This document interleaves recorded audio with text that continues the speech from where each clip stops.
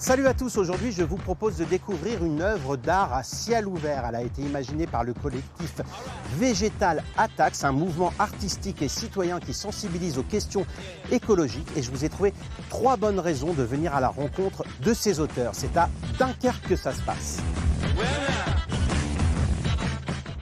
La première bonne raison de découvrir cette œuvre, c'est qu'elle a été imaginée par Anonyme, l'artiste qui a créé le blocos miroir de Lefrancouc.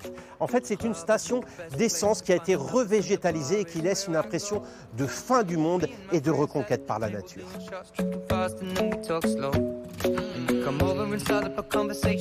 Cette station, elle est à l'entrée de la ville de Dunkerque. Elle est abandonnée depuis 10 ans. C'était une véritable verrue. Et voilà, moi dans mon travail, j'aime bien confronter des extrêmes en fait. Et par exemple sur le blocos miroir, grâce au miroir, on avait capturé la lumière, qui est un symbole de paix.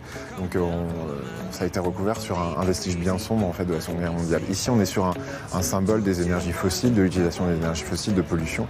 Et donc ça m'a paru la nature, ça m'a paru la chose la plus appropriée en fait pour recouvrir tout ça. Le deuxième intérêt de cette œuvre est son côté collectif et écologique. Il faut agir ensemble, semblent nous dire ces auteurs, les membres du collectif Végétal Attacks.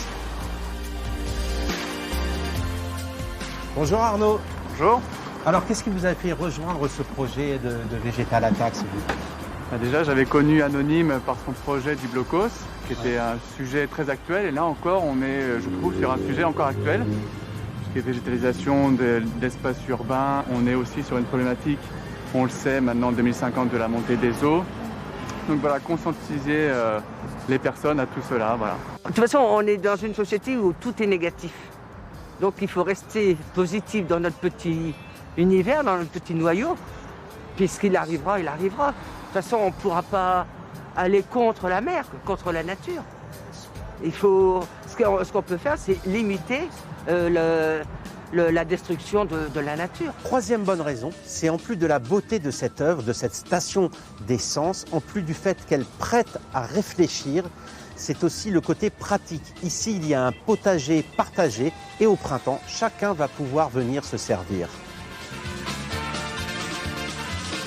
Il y a de l'oseille, du céleri perpétuel, de la menthe, de la ciboulette, du romarin, de l'estragon, du laurier sauce. C'est important pour vous que ça soit partagé, ce potager?